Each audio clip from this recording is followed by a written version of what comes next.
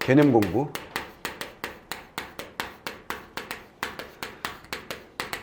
자, 여기 보시면 문제에 5번 선택지에 이런 말이 나와요. 몇 번 문제냐? 41번 문제에 41번 문제에 5번 선택지에 뭔 말이 나오냐면 인물들의 체험을 사파 형식으로 나열하여 주제를 다각적으로 조명하고 있다 그랬어요. 자, 체험을 사파 형식으로 제시하여 그 다음에 주제를 다각적으로 이렇게 말이 나와 있어요. 그러면 여기서 내가 지금 설명하고자 하는 가장 중요한 개념은 첫 번째 요거야, 요거. 사파적인 형식. 요거를 설명하려고 하는 거예요. 오케이. 요 선택지는 그대로 보면 전통적으로 요 선택지는 무슨 장르를 설명하기 위한 거냐면 얘는 그대로 수필을 설명하는 거예요, 수필. 수필이 일반적으로 요런 설명이 되는 수필들이 꽤 많죠. 오케이. 왜 그러냐면, 자, 지난번에 우리가 개념 잡았던 것 중에 뭐가 있었냐면, 인과관계에 의해서 필연성과 우연성을 구분한다라는 말을 했었죠. 그렇지? 그러니까 A라는 사건이 있고, B라는 사건이 있고, C라는 사건이 있는데, A 때문에 B가 일어나고, B 때문에 C가 일어났다. A 사건 때문에 B가 일어나고, B 사건 때문에 C가 일어났다. 무슨 말인지 알겠어? 그러니까 내가 감자를 가져가서 야, 너 혼자 일하니? 그럼 혼자 일하지 때로 일하니? 이 감자 먹어라. 너나 처먹어라. 이런 장면을 우리가 본 적이 있었지. 소설에서. 오케이? 그 감자 사건 때문에 뭐가 벌어지냐면 감자 사건 때문에 뭔 일이 벌어져요? 닭싸움이 벌어지지. 점순이 스토리 지금 얘기하고 있는 거야. 그치? 점순이가 그 소설의 시작은 어떻게 되고 있어요? 점순이가 왜 내 닭을 이렇게 못 살게 구는지는 나도 모르겠다. 근데 나흘 전의 일이다. 내가 일하는데 갑자기 가지고 지집애가 혼자 일하냐고 그래서 아유 일하는데 힘들어 죽겠는데 왜 와가지고 지랄이여. 그래가지고 야 뭐 혼자 일하니 딱 그랬더니 감자를 또 너 집에 이거 없지. 아이고 우리 집 가난하고 지집 좀 살만하다고 재수없게 너나 처먹어라 그랬더니 얘가 눈이 불그리 해가지고 눈물이 띵 맺혀가지고 슝 돌아갔다는 거예요. 그러면 이 나라는 인물은 그 원인을 명확하게 원인 사건에 대해서 얘기를 해주고 있는데 어리숙하게 그게 왜인지를 모르는 척하고 있는 중이지. 모른다고 얘기하고 있는 거야. 그래서 희화화된 인물이고 재밌는 인물이고 해학적인 장면이 되는 거예요. 누구나 다 알 수 있는 건 주인공만 모르는 거예요 지금. 그렇지? 그래서 그날 이후부터 점순이는 자꾸 우리 집 닭을 데려다가 지 집 닭하고 싸움을 붙이는 거예요. 무슨 말 알겠지? 이렇게 됐을 때 앞사건과 뒷사건 사이에 뭐 인과관계가 완성이 되면서 필연적인 스토리이고 필연적인 플롯이 완성이 된 거예요. 이해됐지? 이게 보통 현대소설의 일반적인 틀입니다. 알겠죠? 근데 수필 같은 경우에는 수필은 내가 지난번에 얘기했었잖아요.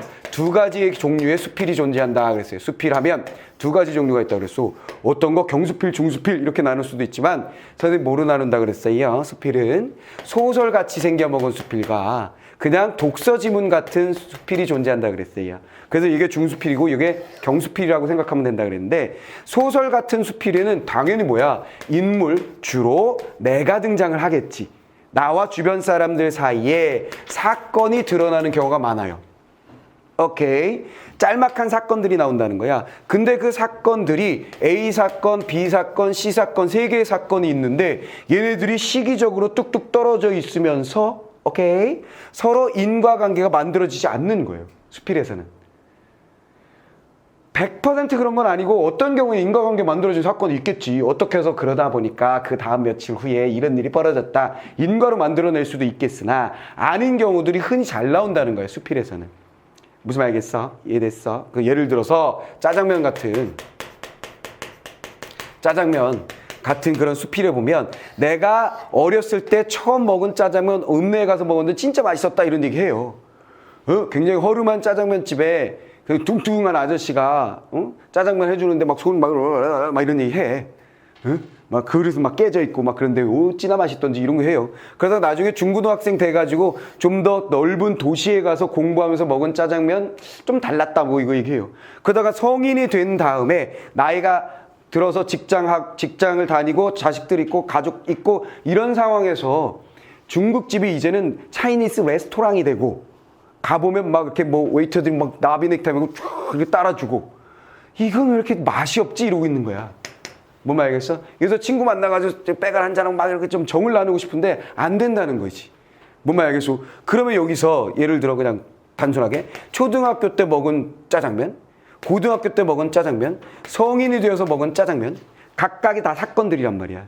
근데 초등학교 때 먹은 이것이 어찌하여 원인이 되어 이렇게 이런 고리는 안 만들어진다는 거지. 무슨 말 알겠어? 이런 걸 우린 뭐라 그런다? 사파적인 구성이라고 얘기하는 거예요. 사파가 뭔데? 이야기를 삽이 뭐야? 삽입했다. 집어넣었다는 거예요. 뭔 소리냐면 이게 들어가든 빠지든 아무 상관없이 그냥 툭툭 끼워 넣었다는 거예요. 인과관계 없이. 뭔 말인지 이해됐지? 그러다 보니까 얘네들이 인과관계가 없어. 그러면 뭐하러 이런 얘기들을 장황하게 많이 썼대요? 그러면 이거야. 다음은 주제를 다각적으로 하나의 주제의식으로 가기는 한다는 거지. 오케이. 그래서 이런 하다가 결론 딱 뭐야? 아하, 결국 정이 담겨 있어야 음식도 맛있는 거야. 깔끔하고 잘 인테리어 되고 이런 거 자본주의 사회의 그런 모습 이런 거는 맛이 없는 것 같아. 이러고 있는 거지. 내 말 이해됐어요? 이해됐지? 자, 결론 마무리 정리. 사파적인 형식, 사파적 구성이다라는 말이 나오면 한마디로 뭐라고 정리하면 된다고? 사건과 사건 사이에 인과관계가 성립되지 않는 사건들이 존재한다는 거예요. 보통 수필에 이런 것들이 많으며, 오케이? 수필에 이런 식의 구성을 많이 하며, 오케이? 그런 구성을 하고 있는 이유는 주제를 부각하기 위함입니다. 라고 머릿속에 땅 박아놓으면 끝. 아시겠어요? 다 이해됐죠? 그럼 이제 사파적 형식, 사파적 구성이라는 말이 나왔을 때 이게 뭐야? 하고 낯설어 하시면 안 됩니다. 알겠죠? 그러면 지난번에 있었던 인과 필연성과 사파까지 연결해서 딱 공부를 해두시면 자연스러울 것이다. 그런 얘기입니다.